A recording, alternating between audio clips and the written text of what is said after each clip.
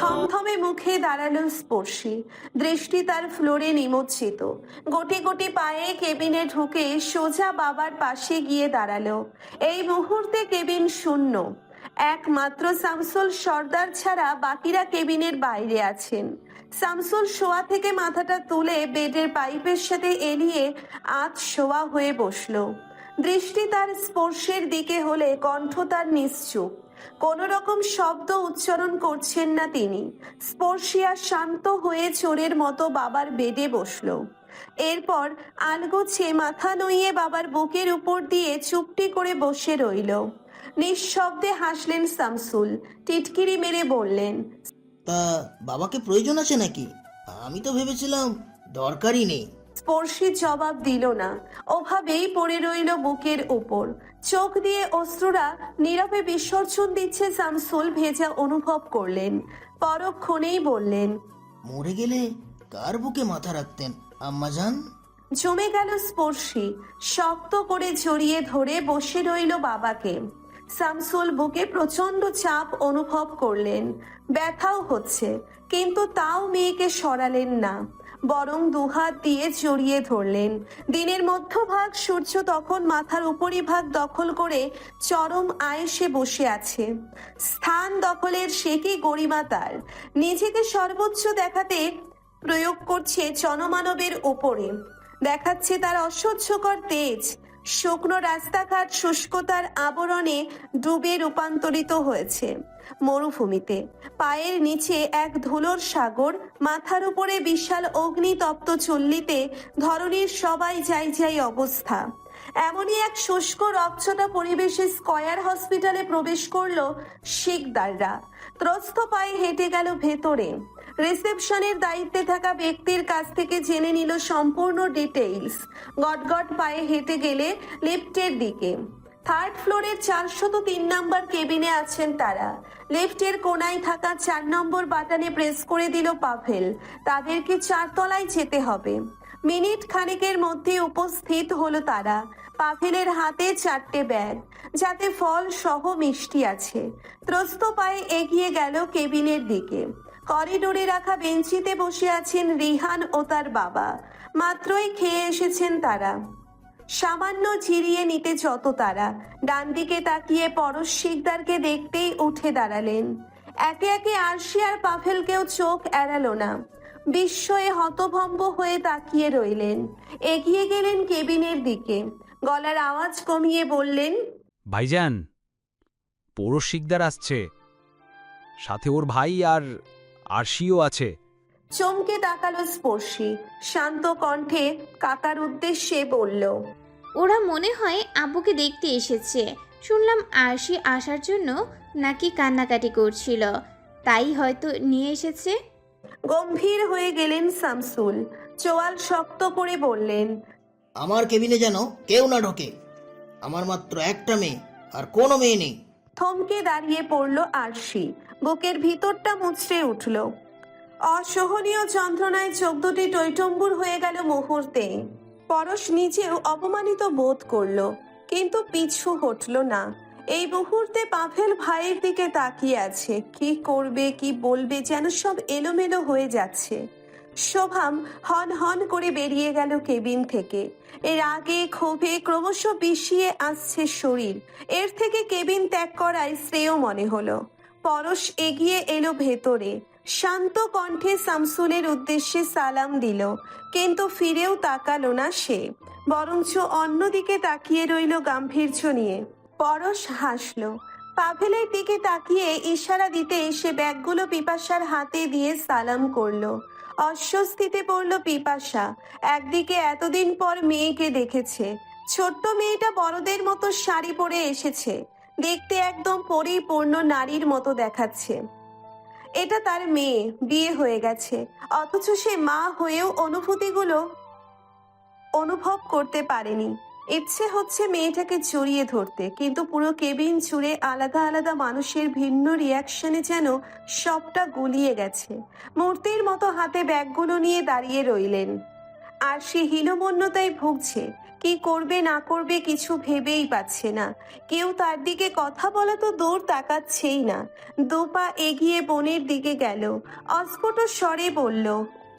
আপু কেমন আছো? উত্তর পেল না। ডুকরে কান্না এলো, কিন্তু নিজেকে সামলে নিল। এগিয়ে এলো মায়ের দিকে। ইতিমধ্যেই ব্যাগগুলোকে নিচে রেখেছে পিপাসা। আর সে মায়ের দিকে এগিয়ে আসতে দীর্ঘশ্বাস ফেলল পিপাসা। মায়ের হাত দুটো ধরে কান্না করে দিল আরশি।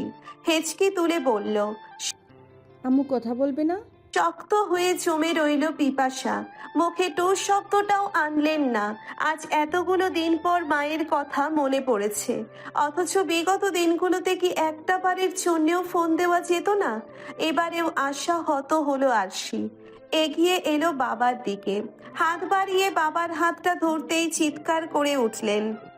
আমাকে ধরবে না, তুমি আমার মেয়ে নও, আমার একটাই মেয়ে, এখান থেকে চলে যাও।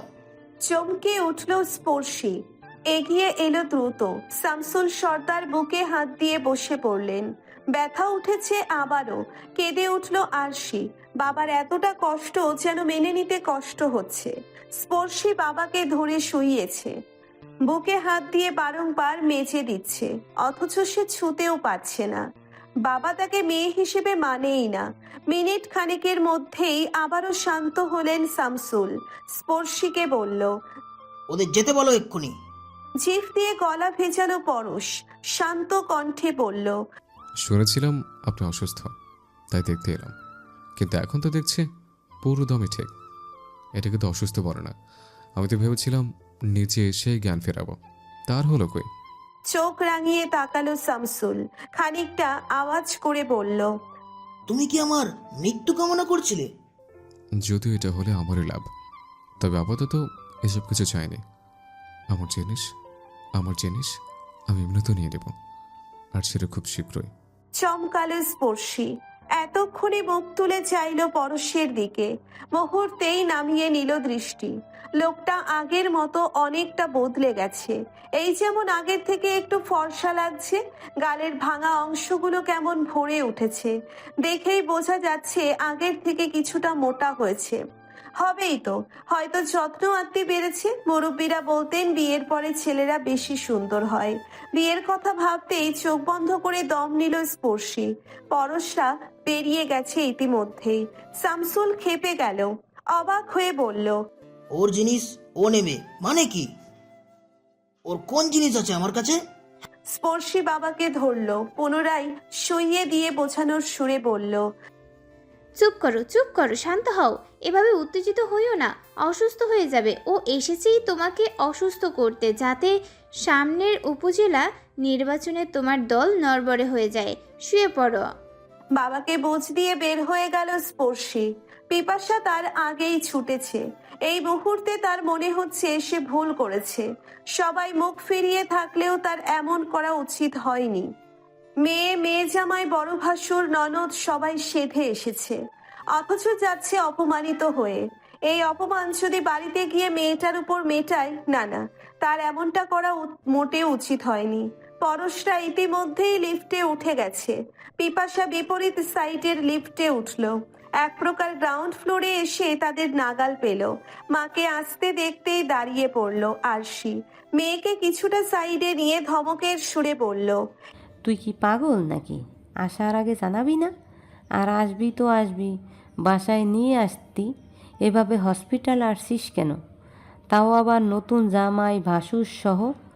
তোর বাবা কেমন তা তো জানিসই। শুধু শুধু ওদের এনে অপমানিত করানোর কোনো দরকার ছিল?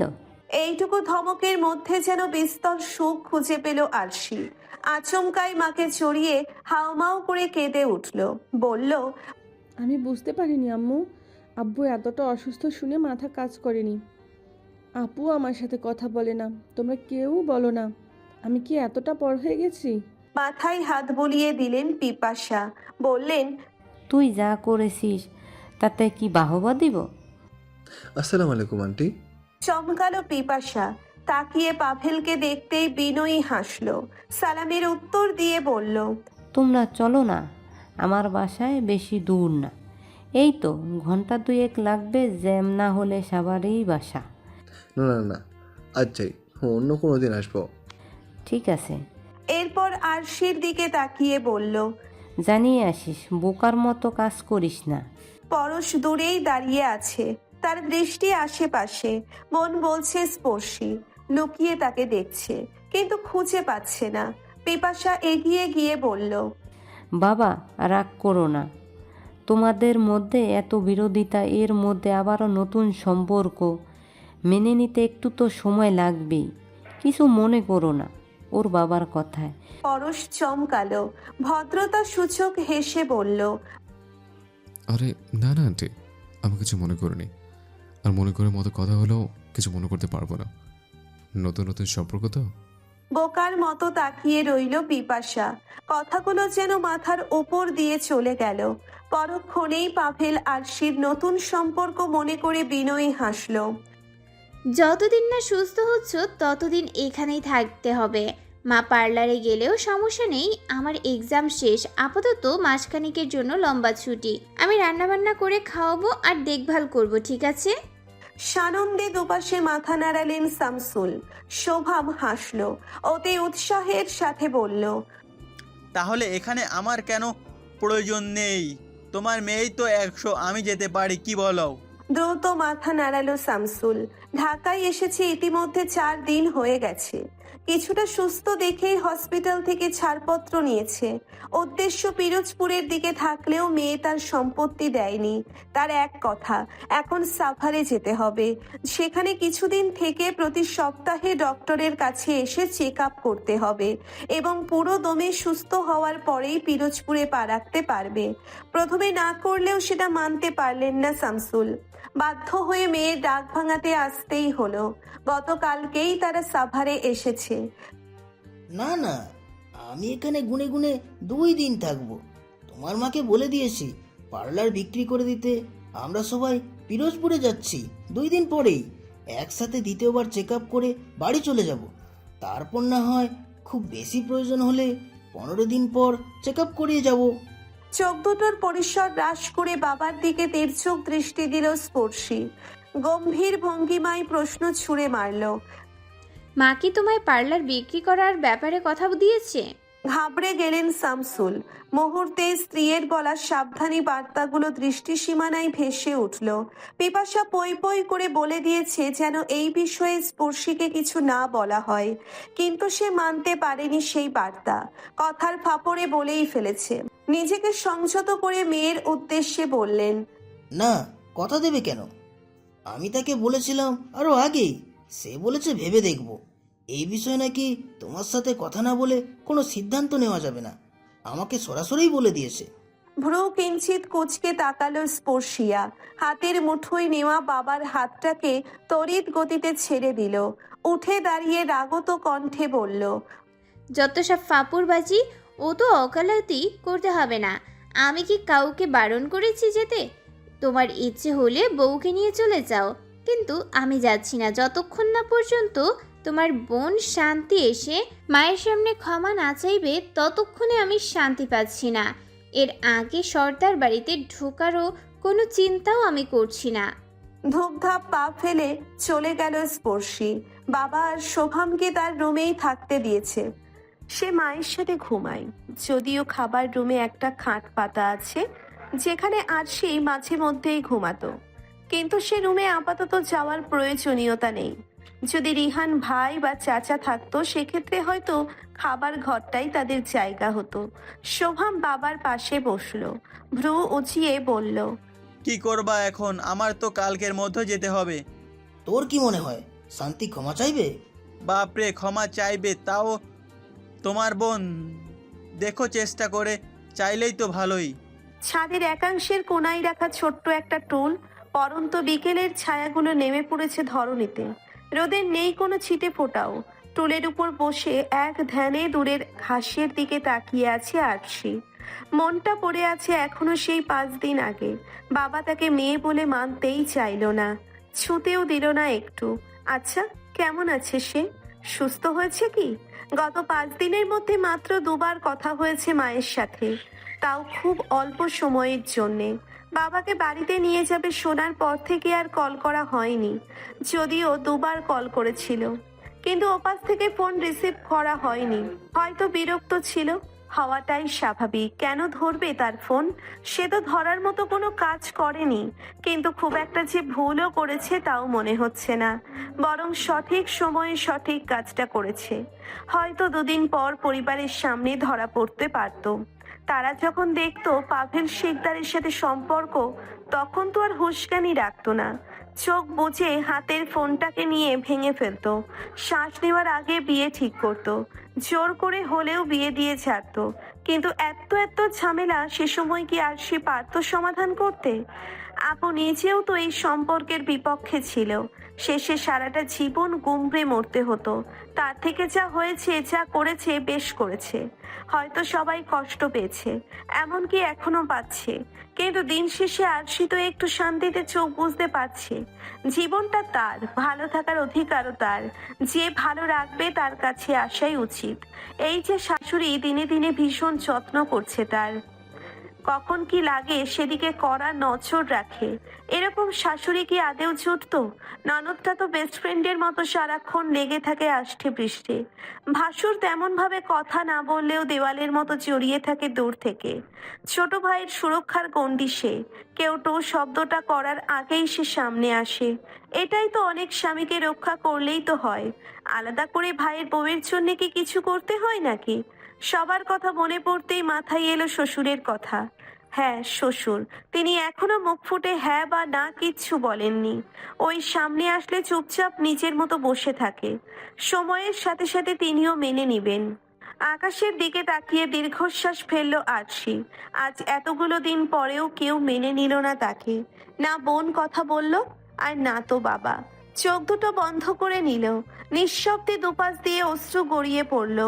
মনকে খুব কড়া ভাবে শাসালো সে। যদি তার ফোনে যোগাযোগ করার চেষ্টায় তারা বিরক্ত হয়, তাহলে তার যোগাযোগ করবে না আরশি। যদি তারা তাকে ভুলে থেকে শান্তি পায়, তাহলে জ্বালাবে না সে। বুম। চমকে পিছনে তাকায় আরশি। অট্ট হাসিতে মেতে উঠেছে প্রেমা। হাসতে হাসতে বললেন, ভয় পেয়েছো? তোমায় দেখেই বোঝা যাচ্ছে একদম চোখ মুখ শুকিয়ে গেছে। দেখো। উত্তর দিল না আরশি। আচমকায় প্রেমার হাতটা শক্ত করে ধরলো, আকুতি নিয়ে বলল, আমার একটা কাজ করে দেবে প্লিজ? আর এভাবে বলছো কেন? কি করতে হবে বলো? আরশি প্রেমাকে নিয়ে নিচে চলে এলো। হাতের ব্যাগটাকে একটা গিফট ব্যাগের মধ্যে ঢুকিয়ে সাদা একটা কাগজ নিল। গুটি গুটি অক্ষরে লিখলো, আব্বু, এটা আপনার দেয়া প্রথম উপহার ছিল। ভালোবেসে দিয়েছিলেন বলেই নিজের কাছে রেখে দিয়েছিলাম। তবে এখন হয়তো আমার প্রতি সেই ভালোবাসাটা আর বেঁচে নেই আপনার। না থাকাটাই স্বাভাবিক। উপহারটা ফেরত দিয়ে দিলাম বলে ভাববেন না আমি আপনাকে ভালোবাসি না। কিন্তু যেখানে আপনার হাতটা ছোঁয়ারও অধিকার আমি হারিয়েছি, সেখানে ফোনটাকে আর রাখতে পারছি না। মনে হচ্ছে এই ফোনটা রাখার যোগ্যতা আর আমার নেই। সাবধানে থাকবেন, নিজের যত্ন নেবেন। ভালোবাসি আপনাকে। ইতি আরশিয়া শিকদার। কাগজের টুকরোটা ছলছল চোখ নিয়ে লিখে গিফট ব্যাগের মধ্যে রাখলো। এরপর প্রেমার হাতে দিয়ে বলল, এটা প্লিজ সর্দার বাড়ির কারো হাতে দিয়ে দিও। ওরা তো সদরে কেউ না কেউ আসবেই। 2-1 দিনের মধ্যে একজনের সাথে দেখা হলেও তো হতে পারে। প্লিজ দিয়ে দিও। কিন্তু ওনারা কি এসেছে? হ্যাঁ, তোমার ভাই তো বলল সকালে শোভম ভাইয়াকে দেখেছে। মনে হয় ওরা চলে এসেছে। আর না এলেও সমস্যা নেই, তোমার ব্যাগে রেখে দাও। যখন দেখা হবে কষ্ট করে একটু দিয়ে দিও। ভোরের আলো ফোটার সাথে সাথেই রাতের নিকুশ কালো অন্ধকার বিদায় নিয়েছে। সারা রাত মন খারাপের বয়ে চলা বৃষ্টির পর সকালটা বেশ স্বচ্ছ লাগছে। পাতার রঙগুলো কেমন উজ্জ্বল দেখাচ্ছে। এ যেন রঙের বাহার। মুখখানি গোমরা করে বিরক্তিকর মুখশ্রী বানিয়ে অন্যদিকে তাকিয়ে আছে স্পর্শী। পাশেই লাউড স্পিকারে দেওয়া ফোন কানে নিয়ে দাঁড়িয়ে আছে পিপাসা। ফোনের ওপ্রান্তে আছে এক নারী, যিনি কর্কশ কণ্ঠকে হঠাৎই নমনীয়তায় রূপান্তরিত করলেন। বললেন, দেখো পিপাসা, সেদিন ছেলের নামে বাজে কথা বলায় রাগের মাথায় তোমাকে নিয়েও অনেক আজে বাজে কথা বলছিলাম। ওগুলো আমার মনের কথা না, আমি বলতে চাইনি, কিন্তু রাগের মাথায় বলে ফেলেছি। যাই হোক, তোমার ঘর, তোমার সংসার, তুমিই সামলাবা, আমি কে? আমার তো বিয়ে হয়ে গেছে। শুধু শুধু আমার কথায় রাগ করে বাড়ির বাইরে কথাটা ভালো দেখায় না। তোমাদের জন্য ভাইজান আমারে দোষ দিতাছে। ওই দিনের কথা ভুলে যাও। আমি চাই না আমার জন্য তোমরা বাড়ির বাইরে থাকো, এতে আমার কী লাভ? হাসল পিপাসা, শান্ত কণ্ঠে বলল, জি আপা, আপনার কথা ঠিক। আমি বোকা বলেই আজ 19টা বছর ধরে ঘরের বাইরে। যদি আগেই বুঝতাম কারো কথার উপর ভিত্তি করে ঘর থেকে বের হওয়াটা বোকামি, তাহলে আজ আমার ভরপুর সংসার থাকতো। আর আমি আপনার কথায় কিছু মনে করিনি। আপনার কথা মাথায় নেওয়াই বোকামি, আমি বুঝতে পারছি। ওপাশ থেকে কথা আর দীর্ঘস্থায়ী করল না শান্তি। স্বামীর চাপ আর ভাইয়ের অনুরোধের কারণে আজ নত হতে হলো। ফোন কাটার সাথে সাথেই দম ছাড়লেন শামসুল। স্পর্শীর দিকে তাকিয়ে বললেন, এবার হয়েছে, এবার তো বাড়ি যাওয়া যায়, তাই না? নাক মুখ কুচকালো স্পর্শী, বলল, না, মন মতো হয়নি। ফুঁসে উঠলেন পিপাসা, ধমক মেরে বললেন, এবার কিন্তু বেশি বাড়াবাড়ি হয়ে যাচ্ছে স্পর্শী। মার খাবি কিন্তু। বয়স্ক মানুষ যা বলেছে এটাই অনেক। ঘড়ির কাঁটায় তখন 9:30। কলেজের গেটের সামনে বান্ধবীদের নিয়ে ঝালমুড়ি খাচ্ছে প্রেমা। চারপাশে লোকজনের বিস্তর কোলাহল। এর মধ্যেই চোখ পড়ল দূরের এক জনাকীর্ণ জায়গায়। প্রায় 20-25 জন শুভম সর্দারকে ঘিরে দাঁড়িয়ে আছে। হয়তো কোনো আলোচনা চলছে। মুহূর্তেই আরশির কথা মাথায় এলো। ব্যাগে হাত দিয়ে গিফট ব্যাগটা হাতে নিয়ে এলো। ভেতরের ফোন, চার্জার আর চিঠিটা দেখে নিল। বান্ধবীদের দাঁড়াতে বলে এগিয়ে গেল গুটি গুটি পায়ে। হাতে ব্যাগ আর চিঠিটা নিয়ে ভিড়ের কিছুটা বাইরে দাঁড়ালো। উকি মেরে শোভামের উদ্দেশ্যে ডাক ছুড়ে দিয়ে বলল, এই যে ভাইয়া, শুনছেন? একটু এদিকে আসবেন? চমকে তাকালো শোভাম। তার আলোচনা প্রায় শেষ। পরশ শিকদারের ছোট বোনকে দেখতেই ভ্রু কুঁচকে ফেলল। দুপা সামনে এগিয়ে আসতেই বিনয়ী হাসল প্রেমা। এক হাতে চিঠিটা এগিয়ে দিয়ে অন্য হাতে দিয়ে গিফট ব্যাগটা ধরলো। মিষ্টি কণ্ঠে বলল, এটা আপনার জন্য, ধরুন। আশেপাশের লোকজনের প্রায় চোখ কপালে উঠে এসেছে। অস্বস্তিতে পড়ল শোভাম। এভাবেই বিস্তর জনগণের মধ্যে কোনো কিশোরী তাকে প্রেমপত্র দিচ্ছে, সাথে গিফটও। ভাবতেই বিস্ময়ে হতবাগ হয়ে যাচ্ছে। পাশ থেকে রিহান বের হলো। শোভামের উদ্দেশ্যে নিচু স্বরে বলল,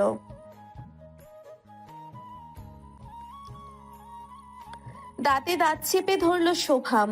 বেয়ান শব্দটা শুনতেই আরশির কথা স্মরণে এলো। মুহূর্তেই চোয়াল শক্ত হয়ে গেল। পরপরই প্রেমার উদ্দেশ্যে কিছু কঠোর শব্দ প্রয়োগ করলো। বলল, ভাইদের মতোই চরিত্রহীন হয়েছো, অসভ্য মেয়ে। লজ্জা করে না এভাবে নিজের চরিত্রটাকে টালাওভাবে লোকের সামনে প্রকাশ করতে?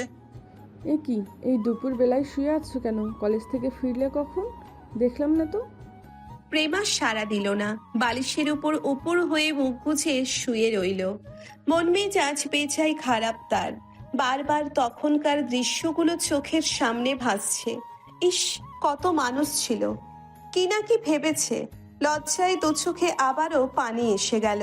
রাগে কাঁপতে লাগলো শরীর। দাঁতে দাঁত চেপে নিমেষেই বিছানা থেকে উঠল। পড়ার টেবিলের কাছে কলেজ ব্যাগটা হাতড়ে গিফট ব্যাগটা হাতে নিল। বিছানার উপর ছুঁড়ে মেরে রাগে গিজগিজ করতে করতে বলল, এই নাও তোমার জিনিস। আমি পারবো না এসব দিতে। আজকে অনেক অপমানিত হয়েছি। বিস্ময়ে হা হয়ে গেল আরশি। প্রেমাকে টেনে বিছানায় বসালো। আশ্চর্যের রেস ধরে প্রশ্ন ছুড়ে মারল। বলল, আল্লাহ, কি বলো? কে অপমান করেছে তোমায়? কে আবার করবে? তোমার খাটাস ভাই। চরম লেভেলের খিটখিটে মেজাজের অভদ্র লোক। পুরো বাজারের মধ্যে সবার সামনে বসে আমায় চরিত্রহীন বলেছে। বিস্ময়ে হতভম্ব হয়ে গেল আরশি। মুখ দিয়ে যেন কোনো শব্দ উচ্চারণই করতে পারছে না। বলল, শোভম ভাই বলেছে? কিন্তু উনি এমনটা কেন বলবেন? কি করেছিলে তুমি? রেগে গেল প্রেমা। খামখেয়ালি করে বলল, আমি কি করব ওনার সাথে? ওনাকে কি চিনি?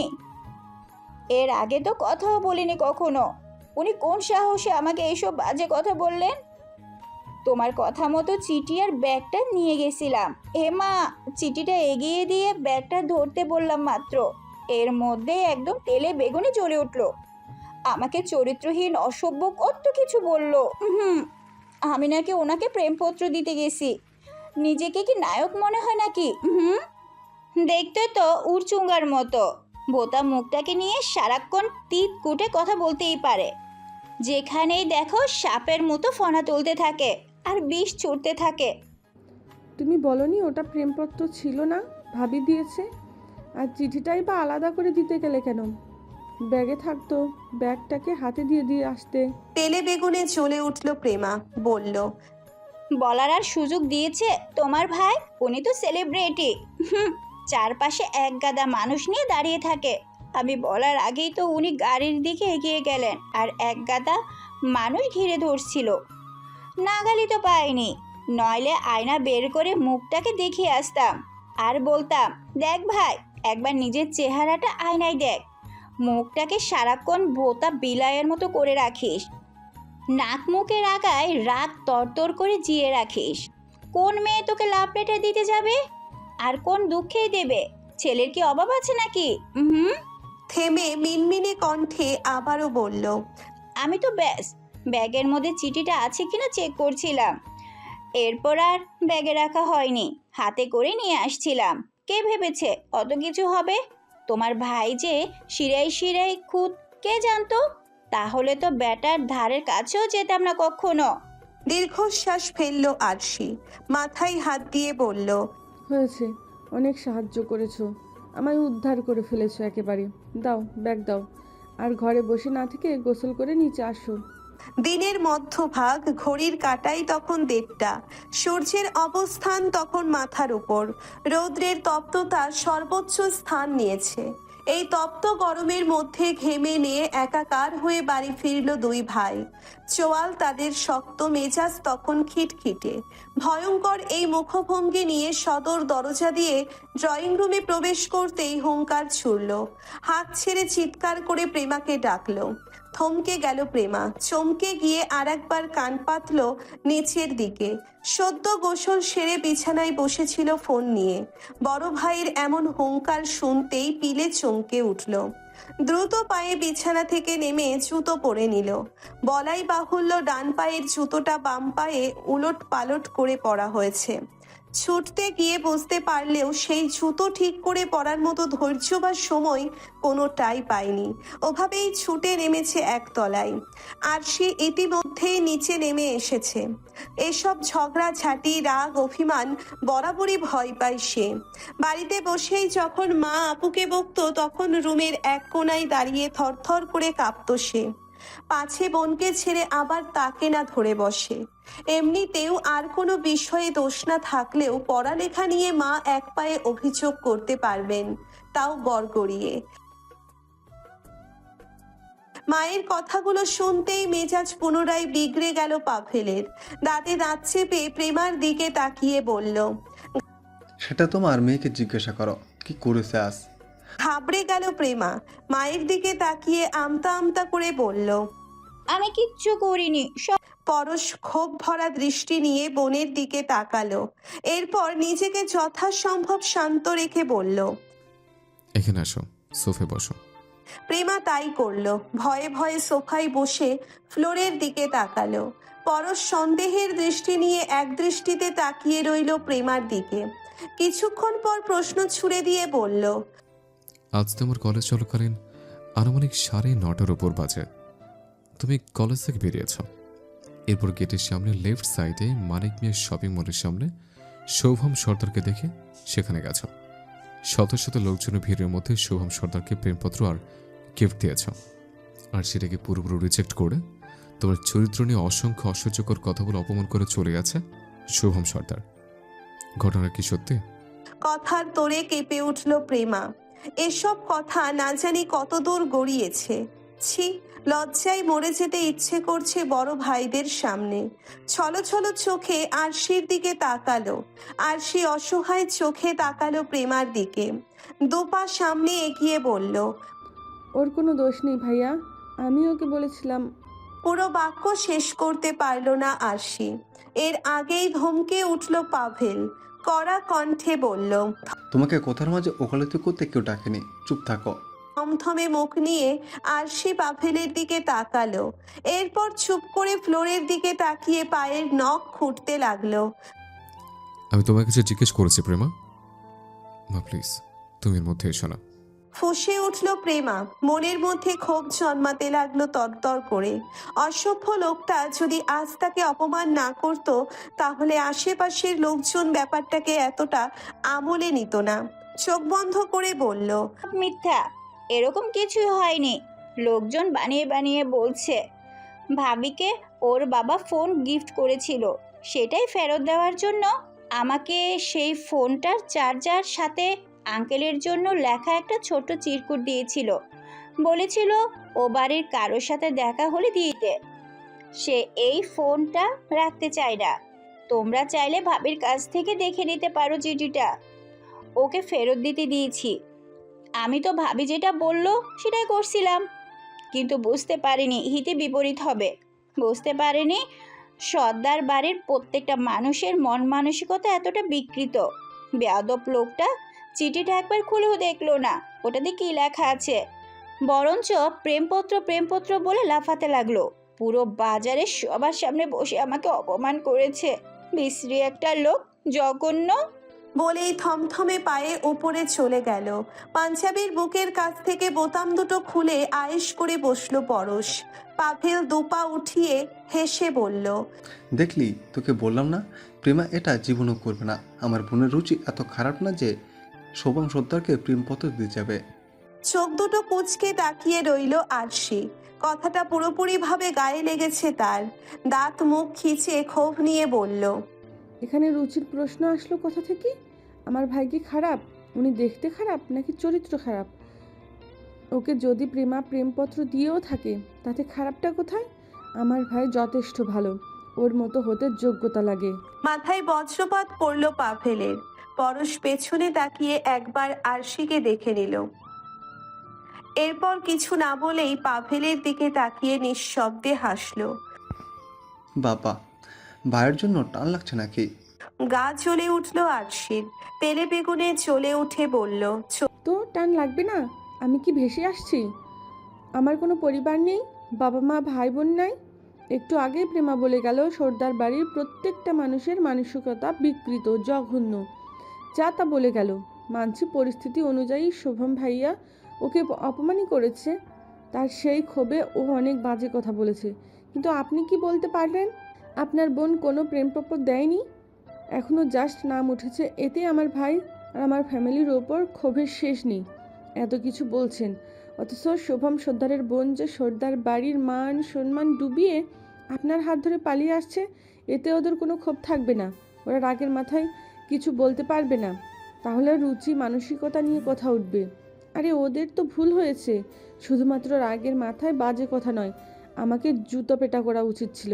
ভদ্র বলেই আপনাদের কিছু বলেনি, যা বলার আমাকে বলেছে। গরম করে তাকালো পাভেল। আরশির উদ্দেশ্যে বলল, একদম চুপ, রুমে যাও। অনেক বলেছ, এত যখন দরদ তখন পালাইছিলে কেন? পিয়াসা দুজনের মাঝখানে এসে দাঁড়ালো। ক্লান্ত কণ্ঠে বলল, চুপ করবে তোমরা? কি সব নিয়ে ঝগড়া শুরু করেছো? আরশি চোখের পানি মুছে নিল। মুখটাকে গোমরা করে বলল, এখানে ঝগড়ার কি দেখলে আম্মু? উনি যে আমার ভাই, আমার পরিবার নিয়ে বাজে কথা বলল, তখন তো বারণ করলেন না? কিছু হলেই পরিবার টেনে কথা বলে, বাপ তুলে কথা বলে। ওরা আমার পরিবার না? ওদের নিয়ে কথা বললে আমার খারাপ লাগে না? এতক্ষণে মুখ খুলল পরশ। গম্ভীর কণ্ঠে বলল, পাভেল তোমার পরিবার নিয়ে বাজে কথা বলেনি, তুমি বুঝতে ভুল করেছ। ও শুধুমাত্র এটা বোঝাতে চাইছে শুভম সর্দারের সাথে আমার বোনকে জড়িয়ে কোনো সম্পর্ক কল্পনা করাই বোকামি। শুধু বোকামি না, অসম্ভব। ওদের এজ গ্যাপ তো অনেক। পাভেল সাই জানালো, বলল, এক্স্যাক্টলি। কোথায় শুভম সর্দারের বয়স 30 আর কোথায় প্রেমার 18 বছর, প্রায় 12 বছরের গ্যাপ। তো আমার আর আপনার বয়সেরই তো প্রায় 9 বছর গ্যাপ। এটা নিয়ে কখনো কোনো প্রশ্ন করেননি, বরং ঢ্যাং ঢ্যাং করে বিয়ে করেছেন। তখন তো বলেননি মেয়ে আপনার থেকে অনেক ছোট। আপনার বোনের বেলায় কেন এত নিখুঁত? নিজের বোনকে রাজপুত্র খুঁজে বিয়ে দেবেন আর আমার ভাই মোগার সাথে বিয়ে দিবে? পরশ অগোচরে হাসল, এরপর চুপচাপ দোতলায় উঠে গেল। পাভেল অবাক হয়ে তাকিয়ে রইল, আশ্চর্যের রেশ নিয়ে বলল, তুমি কি আমাকে মগা বললে? হ্যাঁ বললাম, কারণ আপনি মোগা। আমি মগা হলে তোমার ভাই মদন, আর তুমি মদনের বোন। আমার ভাই মদন হতে যাবে কেন? আমার ভাই কি আপনার মতো ছেঁচড়া যে মেয়েদের পেছন পেছন ঘুরবে? আমার ভাই যথেষ্ট ভদ্র ও সভ্য, এবং মেয়েদের পেছনে তো দূর আশেপাশেও যায় না, অন্তত আপনাদের মতো না। আপনারা দু ভাই আমাদের দু বোনের পেছনে পড়লেও আমার ভাই জীবনেও আপনার বোনের পিছে পড়বে না, ঘুরেও তাকাবে না। খেপে গেল প্রেমা, দোতলায় বসে চেঁচিয়ে বলল, ওহো, তোমার ভাই আমার দিকে ঘুরে তাকাচ্ছে না বলে তো আমি মরেই যাচ্ছি। হাত পা ধরে অনুরোধ করে আমার দিকে তাকাতে বলছি। যত সব। মেয়েদের পেছনে ঘুরে তাদের প্রেমে ফেলাটাও একটা আর্ট, যেই যোগ্যতা তোমার ভাইয়েরও নেই। আদৌ বিয়ে হবে কি না সেটাই সন্দেহ। কোন মেয়ে যেচে গিয়ে নিজের কপাল পুড়বে? টানা 3 বারের মতো রিং বাজতেই চোখ মুখ কুচকে ফেলল পরশ। কাঁচা ঘুমটা ভেঙে যাওয়ায় মেজাজ বেজায় খারাপ। ফোন রিসিভ করে কানে ধরতেই ওপাশ থেকে এক নমনীয় কণ্ঠস্বর ভেসে আসলো। নেতামশাই, শিউরে উঠল পরশ, দোহাতে ফোন আঁকড়ে ধরে বিছানা থেকে বাইরে এলো। ক্রমাগত অতি উৎসাহী হয়ে বলল, হ্যাঁ বলো, আমি শুনছি। কি হয়েছে তোমার? ওপাশ থেকে নীরবতা ভেসে আসলো। বেশ কিছুক্ষণ পর বলল, আমি আপনার সাথে দেখা করতে চাই, আপনি কি আসবেন? কোনো রকম উত্তর না দিয়েই ফোন রেখে শার্টের কাছে ছুটল পরশ। গায়ে পড়ে কোনো রকমে রেডি হয়ে ছুটল বাইকের দিকে। অর্ধ পথ যাওয়ার সাথে সাথেই ব্রেক কষল পরশ। সামনেই রাস্তার পাশে দাঁড়িয়ে আছে স্পর্শী। বাইক রেখে কোনো রকমে নেমেই স্পর্শীর কাছে এলো। মুহূর্তেই কলিজাটা মোচড় দিয়ে উঠল। স্পর্শীর চুলগুলো অনেক ছোট, ঘাড় অব্দি রয়েছে সেগুলো। পরশ কাপা হাতে চুলগুলো ধরে জিজ্ঞেস করলো, এ কি, তোমার লম্বা চুল কোথায় স্পর্শিয়া? চুল তো ছোট কেন? কেন কেটেছ? বিনিময়ে কোনো উত্তর না দিয়ে হাসলো স্পর্শী। পরশ অবাক হলো। স্পর্শীর ভ্রু, পিসি থেকে শুরু করে গায়ের কোনো লোমই ঠিক নেই। বিস্ময়ে হতভম্ব হয়ে কিছু বলার প্রয়াস করতেই দেখলো মাথার যেটুকু চুল ছিল তাও নেই। কোনো চুল নেই স্পর্শীর শরীরে। চিৎকার করে উঠল পরশ, বলল, এসব কি হচ্ছে? এসব কি? স্পর্শী এগিয়ে আসলো, জড়িয়ে ধরলো পরশকে, কাতর কণ্ঠে বলল, আজ এতগুলো বছর পর কেন এলেন আপনি? এর আগে কেন আসলেন না? আমার কথা কি একটুও মনে ছিল না আপনার? আমি কত বছর ধরে অপেক্ষা করছি আপনার জন্য। কতটা অসুস্থ ছিলাম, কেন একটু আসলেন না? পরশ দুহাত দিয়ে মাথা চেপে ধরলো। উফ, এতগুলো বছর কিভাবে হয়ে গেল? কেন সে আসলো না স্পর্শীর কাছে? কাতর কণ্ঠে জিজ্ঞেস করলো, কি হচ্ছে তোমার? আমাকে বলো। আমার ক্যান্সার নেতামশাই, লাস্ট স্টেজে আছি আমি। ডাক্তার বলেছে আর কয়েকদিন বাঁচবো। মিথ্যে, মিথ্যে বলছো তুমি। আমার সাথে ছলনা করছো। যদি বিয়ে করবেই না তো যাও, বাধা দেবো না, কিন্তু এরকম ভয়ঙ্কর কথা বলো না প্লিজ। বলো না, বলো না, বলো না। আচমকাই লাফিয়ে উঠল পরশ। সারা শরীর ঘেমে নিয়ে একাকার হয়ে গেছে। আতঙ্কে মুখ পাংশুটে হয়ে গেছে। দুহাত দিয়ে দেওয়াল হাতড়ে লাইট জ্বালিয়ে নিল। এরপর রুমের মেঝেতে হাত পা ছড়িয়ে বসে রইল। কতক্ষণ বিছানা থেকে ফোন নিয়ে অনবরত কল করতে লাগলো পরিচিত নাম্বারটিতে। প্রায় 5-6 বার কল করার পর রিসিভ হলো। ওপাশ থেকে কেউ ঘুম ঘুম কণ্ঠে বলে উঠল, বলুন। আমি দেখা করব, আমি এক্ষুনি দেখা করবো স্পর্শিয়া। তুমি কোথায় আছো? আমি আসছি। চমকে উঠে বসলো স্পর্শী, বিরক্ত কণ্ঠে বলল, আরে আজব তো, কেন আসবেন আপনি? আর কি কারণে? ফোন রাখুন। চিৎকার করে উঠল পরশ, হুঙ্কার ছেড়ে বলল, বললাম না দেখা করবো তোমার সাথে। আর এক্ষুনি তুমি বাইরে আসলে আসো, নইলে আমি তোমার বাড়ির মধ্যে ঢুকে যাব সবার সামনে। ঝামেলা হলে হোক, আই ডোন্ট কেয়ার, কিন্তু আমি দেখা করবই। তুমি আসবে কিনা? বিস্ময়ে হতভম্ব হয়ে গেল স্পর্শী। ঘড়ির কাঁটার দিকে তাকাতেই আরো ঘাবড়ে গেল। শান্ত কণ্ঠে বুঝিয়ে বলল, আপনি কি পাগল হয়ে গেছেন? রাত 4টা বাজে এখন। এখন কিসের দেখা করবেন? হুঁশ ফিরল পরশের। ঘড়ির দিকে তাকিয়ে কিছুটা শান্ত হলো। বলল, আচ্ছা, সকালে দেখা করবো তাহলে। তুমি কোথায় আসবে বলো? তুমি কি বাইরে আসবে নাকি আমি তোমাদের বাড়িতে আসবো? কোনটা পছন্দ হচ্ছে তোমার? আরে মহা মুশকিল তো, ঠিক আছে করব দেখা সকালে। আপনি কোথায় আসবেন না আমি ফোন করে দেব, খবরদার বাড়ির আশেপাশেও আসবেন না। চুপচাপ এখন ঘুমাতে দিন তো, রাখছি। পাগলামি ছেড়ে নিজেও ঘুমান। আসবে তো সকালে? ওকে ফাইন, আসবো সকালে। বাই। কেমন আছো?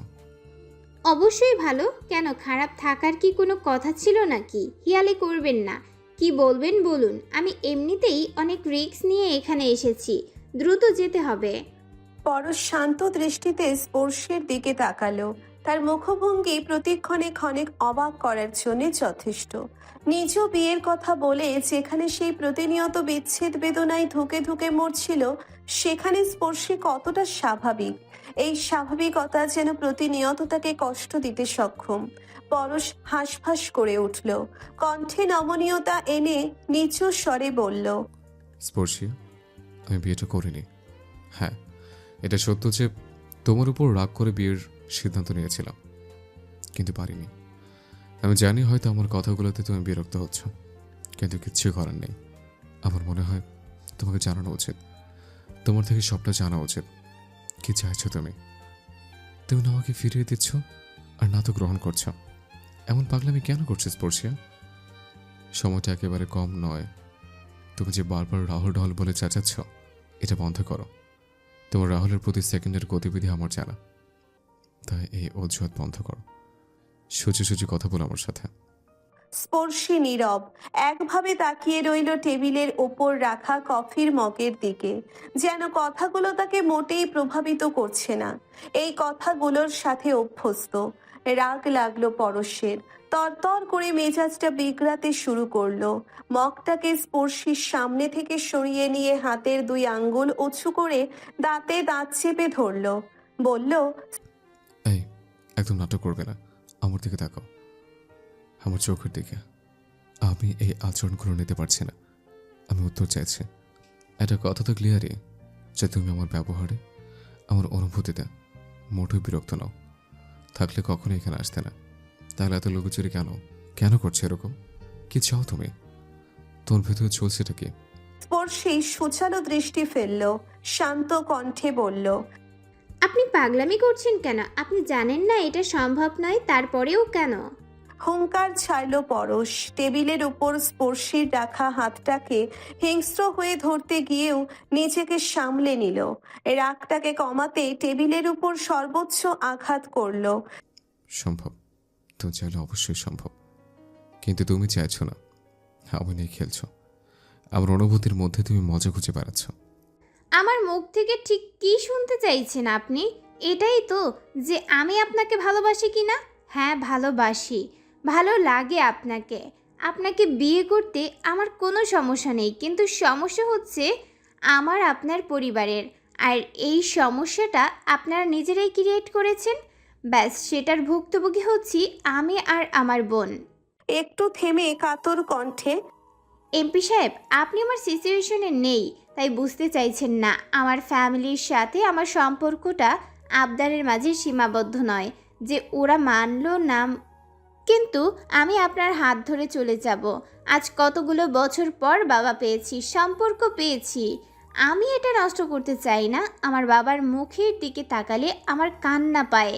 ইচ্ছে হয় না এই মানুষটার বিরুদ্ধে গিয়ে কোনো কাজ করে ওনাকে আবার একা করে দেই। সাভারে থাকলে বিষয়টা অন্যরকম হতো, কিন্তু এখন আর নেই। আপনি শুধু শুধু এই পাগলামিগুলো করছেন, এতে কোনো লাভ নেই। পারলে আমার বাবার মন জয় করুন, এমন কিছু করুন যাতে উনি স্বাচ্ছন্দ্যে নিজের মেয়েকে আপনার হাতে তুলে দেয়। এছাড়া আর কোনো বিকল্প নেই। আপনি আমার সাথে যোগাযোগ করার চেষ্টা করবেন না প্লিজ। আসছি। ত্রস্ত ভঙ্গিতে টেবিল থেকে উঠে দাঁড়ায় স্পর্শিয়া। মাস্কটাকে মুখে পরে দ্রুত পায়ে বেরিয়ে যায় রেস্টুরেন্টের বাইরে। পরশ নিষ্পলকভাবে তাকিয়ে রইল সেদিকে। ক্লান্ত লাগছে ভীষণ, সাথে এক অদ্ভুত প্রশান্তিও। সে নড়বে না তার লক্ষ্য থেকে।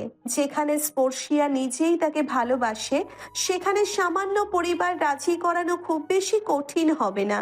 হলে ব্ল্যাকমেইল করবে শামসুল সর্দারকে, বলবে তার জন্যে তার মেয়ে কষ্ট পাচ্ছে, সে নিজের পছন্দকে বিসর্জন দিয়ে বাবার জন্যে বেদনার সাগরে ভাসছে, অথচ তিনি বাবা হয়ে অকৃতজ্ঞ। নিশ্চুপ হয়ে বসে আছে আরশি, দৃষ্টি তার আকাশ পানে। আসমানের ওই মেঘের দৃশ্যও যেন ভীষণ সুন্দর হয়ে উঠছে তার কাছে। বারান্দার উপর পাটি বিছিয়ে এক দৃষ্টিতে তাকিয়ে আছে সেদিকে। পাশেই চানাচুরের কৌটোটা। এক হাত দিয়ে গুটি কয়েক মুখে নিয়ে আবারও মেঘ দেখিতে লাগলো। এক দৃষ্টিতে তাকানোর পরে মেঘগুলোকে যেন এক একটা বিশেষ কোনো আকৃতির মনে হচ্ছে। কোনোটাকে বিশাল দৈত্যের মতো লাগছে, আবার কোনোটাকে ছোট্ট দানবের মতো লাগছে।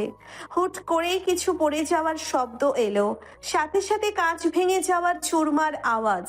আটকে উঠল আরশি, উঠে দাঁড়ালো নিমেষেই। দ্রুত পায়ে রুমে ঢুকতেই সামনে পড়ল পাভেল।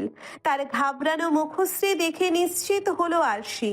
চেঁচিয়ে উঠে বলল, এই কি ভেঙেছেন আপনি?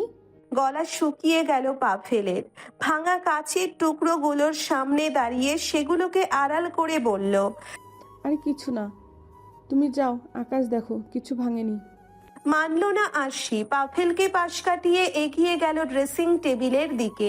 ফ্লোরের দিকে তাকাতেই কলিজা কেঁপে উঠল। প্রথমে হুঙ্কার ছুড়লেও পরক্ষণেই কেঁদে দিল।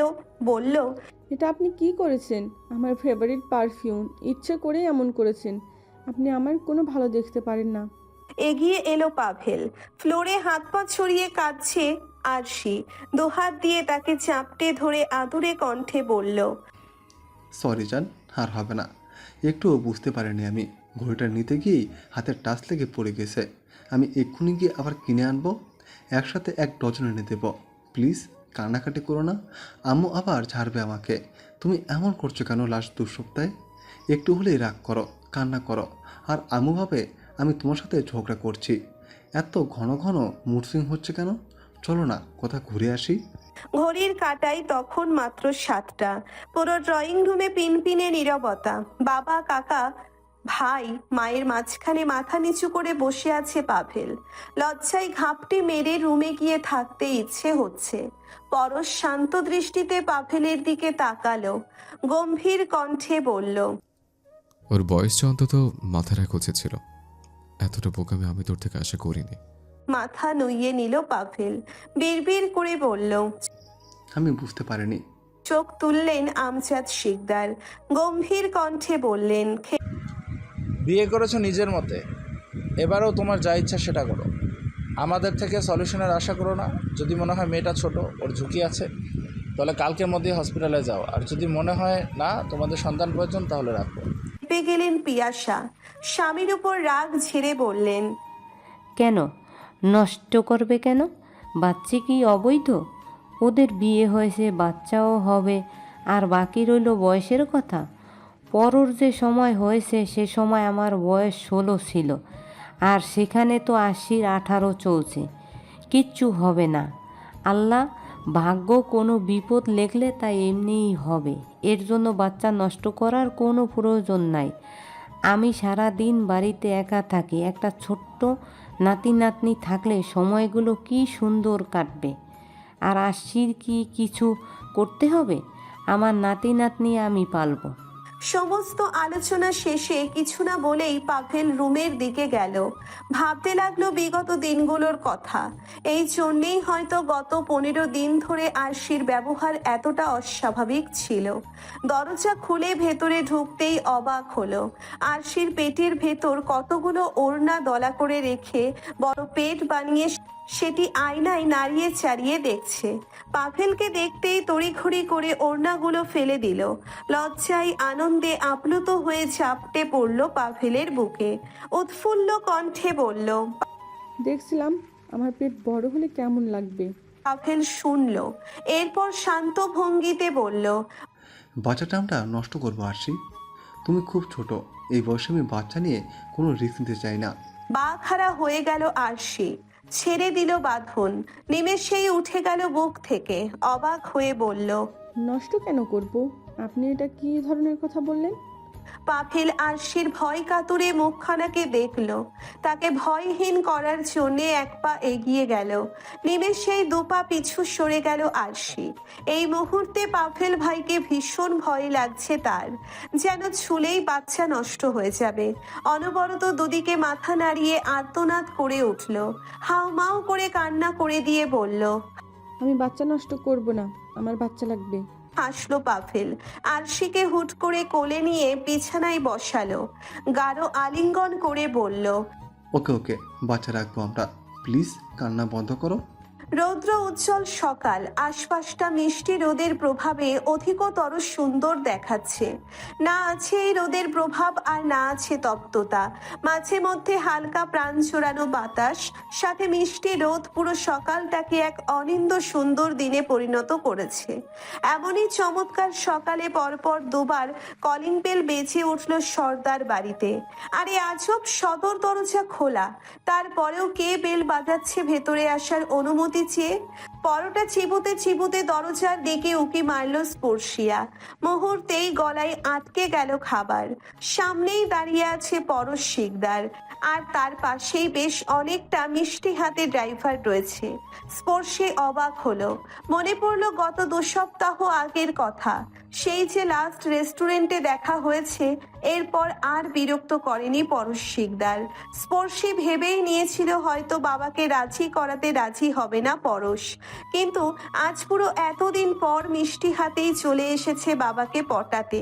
এটা ভীষণই নড়বড়ে ভাবনা। শামসুল সর্দার ডাইনিংয়ে বসে স্পর্শীর উদ্দেশ্যে বললেন, কে এসেছে মামুনি? স্পর্শী চমকালো, এরপর ডোন্ট কেয়ার ভাব নিয়ে খাবার চিবুতে চিবুতে বলল, শিকদার বাড়ির বড় ডাকাত। স্তব্ধ হয়ে গেল উপস্থিত সবাই, খাওয়া বন্ধ হয়ে গেল অটোমেটিক। পরশ এগিয়ে এলো ভেতরে, আরামসে সোফায় বসে তাকালো স্পর্শীর দিকে। শোভাম বাড়িতে নেই, পঞ্চগড়ে গিয়েছে গত পরশু। শামসুল সর্দার গম্ভীর ভঙ্গিতে এগিয়ে এলেন, পরশু তার জন্য থাকা নির্দিষ্ট সোফাটাতেই বসেছে, এটাতে সে বসে। অবাক ভঙ্গিতে দাঁড়িয়ে রইল। পরশ আলতো হেসে বলল, আরে বসুন বসুন, দাঁড়িয়ে আছেন কেন? পরক্ষণেই হেসে দিয়ে বলল, আরে দেখুন না, আপনার বাড়ি, অথচ আমি আপনাকে বসতে বলছি। এরপর বিড়বিড় করে বলল, অবশ্য বাড়ির জামাইদের একটা আলাদা আধিপত্য থাকে। শামসুল সর্দার বসলেন না, ক্ষোভ নিয়ে তাকিয়ে রইলেন। তিনি অবশ্যই বসতেন, কিন্তু যেখানে পরশ আধিপত্য নিয়ে তাকে বসতে বলেছে, সেখানে এই মুহূর্তে বসাটা ভীষণ অপমানের মনে হচ্ছে। শামসুল সর্দারের থমথমে মুখটা দেখে স্পর্শীর দিকে তাকালো, নীরবে সবার অগোচরে হেসে পুনরায় বলল, আরে বসছেন না কেন? কোমর ব্যথা হয়ে যাবে তো। এমনিতেই আপনি নানা হচ্ছেন, এখানে কোমর বাঁকিয়ে ফেললে পরে নাতি নাতনিদের পিঠে করে ঘোরা চড়বেন কিভাবে? স্তব্ধ হয়ে গেল স্পর্শী, বুকটা ধক করে উঠল। এক আকাশ উত্তেজনা নিয়ে আলতো চেঁচিয়ে বলল, হোয়াট? স্পর্শী চমকালো, থমকালো, হতভম্বের ন্যায় চোখের অগ্রসর বাড়িয়ে হাঁ হয়ে তাকিয়ে রইল। পিপাসা আর শুনল না, ছুটে গেল দোতলার উদ্দেশ্যে। হৃৎপিণ্ডটা দুর্দম গতিতে লাফাচ্ছে। তার ওইটুকু মেয়েটা কিভাবে বাচ্চা জন্ম দেবে? আদেও তার কি শরীর ঠিক আছে? কই, কাল সকালেও তো কথা হলো, বলল না তো এ ব্যাপারে। ফোন হাত দিয়ে ডায়াল করলো আরশির নাম্বারে। দাঁতে দাঁত চেপে দাঁড়িয়ে রইল শামসুল সর্দার, তার শরীরটাও কাঁপছে ক্রমশ। সারা বাড়িতে বাচ্চাদের মতো লাফিয়ে চলা, আবদার করা মেয়েটারও নাকি বাচ্চা হবে, ভাবতেই বুকের ভেতরটা মুচড়ে উঠল। আলগোছে সোফায় বসে চোখ দুটো বন্ধ করে নিল। এরপর কণ্ঠে কাঠিন্যতা এনে পরশের উদ্দেশ্যে রক্ত চক্ষু নিয়ে তাকালো, বলল, যদি আমার নিজ বাড়ি না হতো তাহলে তুমি শামসুল সর্দারকে নতুন করে চিনতে পারতে। ভদ্রভাবে বলছি, চুপচাপ বের হয়ে যাও আমার সীমানা থেকে, অপমান করাতে বাধ্য করো না। পরশ ভ্রু কুচকে তাকালো, শামসুল সর্দারের চোখের দিকে তাকিয়ে দাম্ভিকতার সুরে বলল, আমার পরিবার কখনো আমাদের পরাধীনতার শিকলে বাঁধেনি। নিজের স্বার্থ হাসিলের জন্য জোর করে কারো উপর সিদ্ধান্ত চাপিয়ে দেওয়ার মতো নিচু মন মানসিকতাও নেই। যদি জানতাম আমার ভাই একটা মেয়েকে এতটাই ভালোবাসে, তাহলে কখনো ওদের পালাতে দিতাম না। আমি নিজে এসে এই বাড়ি থেকে আমার ভাইয়ের বউকে নিয়ে যেতাম। আমার বোন বা ভাই যদি আমার সর্বোচ্চ শত্রুকেও ভালোবেসে তার সাথে জড়াতে চায়, তাহলে সেটা সানন্দে মেলানোর যথেষ্ট মানসিকতা আমার পরিবারের আছে। ওদের স্বাধীনতা রাখতে যথেষ্ট আগ্রহী আমি। আশা করছি কিছু শিখবেন। মনে হলো ব্যাপারটা আপনাদের জানানো উচিত, তাই এলাম। আর হ্যাঁ, দ্বিতীয় নাতির জন্য অপেক্ষা করবেন। সে আসতেও কিন্তু খুব বেশি দেরি করবে না। বলার পরপরই বাইরে বের হবার জন্য অগ্রসর হলো পরশ। স্পর্শী এখনো যেন ঘোরের মধ্যে আছে। এই চরম সত্যটা বিশ্বাস করতেই হিমশিম খাচ্ছে। পরশকে বের হতে দেখতেই বাবাকে অগ্রাহ্য করে পিছু ছুটল। ফুঁসে উঠলেন শামসুল, হাঁক ছেড়ে ডেকে ডাকলেন। স্পর্শিয়া! থমকালো স্পর্শী, কিন্তু পিছু ঘুরল না। ছুটতে ছুটতেই বলল, আবু জাস্ট 2 মিনিট, আমার কিছু জানা প্রয়োজন। এই দাঁড়ান, ওখানেই দাঁড়াবেন। পা থেমে গেল পরশের। ঘাড় ঘুরিয়ে একবার দেখে নিল স্পর্শীকে। পরক্ষণেই আবারও সামনে তাকালো। স্পর্শী 2 কদম সামনে অগ্রসর হলো। চোখে মুখে আশ্চর্যের রেশ ছড়িয়ে বলল, আপনি কি বুঝতে পারছেন আদৌ কি বলছেন? আরশি প্রেগনেন্ট মানে কি? হ্যাঁ, ওইটুকু মেয়ে, ওর বয়স জানেন? যদি ওর কোনো ক্ষতি হয় তখন? ভ্রু কুঁচকে স্পর্শের দিকে তাকালো পরশ। দাঁতে দাঁত চেপে বলল, আরে আশ্চর্য তো, তুমি আমাকে রাগ দেখাচ্ছ কেন? আমি কি করেছি? যা জিজ্ঞেস করার সেটা তোমার বোন আর ভগ্নিপতিকে জিজ্ঞেস করবে, আমাকে কেন? চোখ ঘুরিয়ে অন্যদিকে তাকালো স্পর্শী। ভীষণ অস্বস্তি লাগছে। ডান দিয়ে বাম হাতের নখ খুঁড়তে খুঁড়তে বলল, কি জিজ্ঞেস করব আমি? আমার তো লজ্জা লাগছে, ভীষণই লজ্জা লাগছে। আমারও লজ্জা লাগছে, বিশ্বাস করে স্পর্শে। লজ্জা আমার মাথায় কাটা যাচ্ছে। লোকজন শোনার পর তো হাসাহাসি করবে। তুমি ভাবতে পারছো আমরা ছোট বয়সে আমার আগে বিয়ে করে নিল? ব্যাস, মেনে নিলাম, করতেই পারে। কিন্তু তাই বলে বাচ্চা? বড় ভাইয়ের আগে ছোট ভাইয়ের বিয়ে বাচ্চা হয়ে গেছে। আমার লজ্জা করছে। তোমার মনে হচ্ছে না আমরা হেরে যাচ্ছি ওদের কাছে? ওরা আমাদের আগে বাচ্চা নিয়ে নিল। এটা কতটা পরাজয়ের তুমি ভাবো একবার। চলো না, বিয়ে করে ফেলি তাড়াতাড়ি। আমার উপর বিশ্বাস রাখতে পারো। ওদের আগে বাবা না হতে পারলেও সাথে সাথে নিশ্চয় হতে পারবো। তবুও হারবো না। তুমি কি আমার সাথে একমত? হাঁ হয়ে তাকিয়ে রইল স্পর্শী। লজ্জায় হাঁসফাঁস করতে লাগলো চারদিকে তাকিয়ে। এরপর মুহূর্তের মধ্যেই দিক পরিবর্তন করে সে বাড়ির দিকে ঘুরল। তবে দ্বিতীয়বার আর পিছু তাকানোর মতো বোকামি করল না। লোকটা তাকে অস্বস্তিকর পরিবেশে ফেলার জন্যেই কথাগুলো বলেছে। এখনো নিশ্চয়ই তার রিয়াকশন দেখার জন্য অপেক্ষা করছে। চলে গেল স্পর্শী। পরশ ঠোঁট কামড়ে নীরবে হাসলো।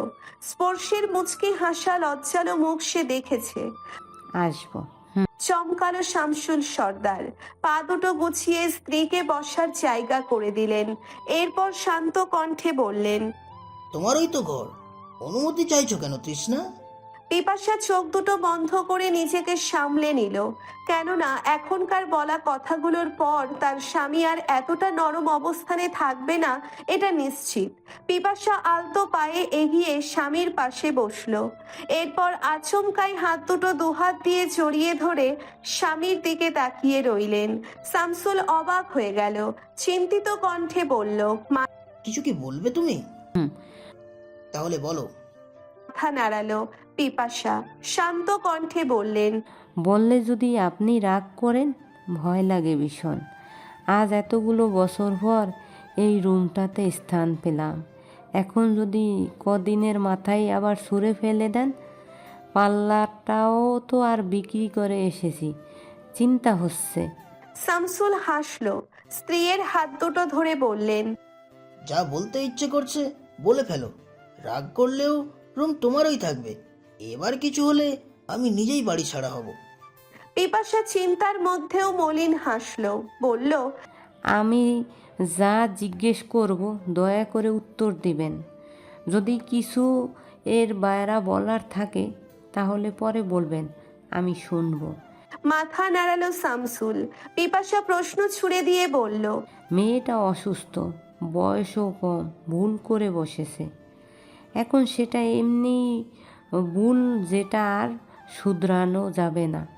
এইটুকু বয়সে এতটা রিস্ক আমার ভয় করছে। অন্তত এই সময়টা মেয়েটাকে আমার কাছে রাখি। ও বাড়ির সবাই তো হয়তো আপনার মতোই না মেনে বসে আছে। মেয়েটা কিচ্ছু বোঝেও না, ওকে কি এখানে আনা যায় না? ক্রুদ্ধ চোখে তাকালো শামসুল, কণ্ঠে কাঠিন্যতা এনে বলল, না, যায় না। তাহলে আমি আমার মেয়ের কাছে গিয়ে কদিন থাকি। আমার মনটা কেমন ছটফট করছে। বুকটা মুচড়ে উঠল শামসুলের। ভালো তো তারও লাগছে না, মনে হচ্ছে খারাপ কিছু ঘটবে, কিন্তু মুখে আনলো না। এবারেও কাঠিন্যতা নিয়ে বলল,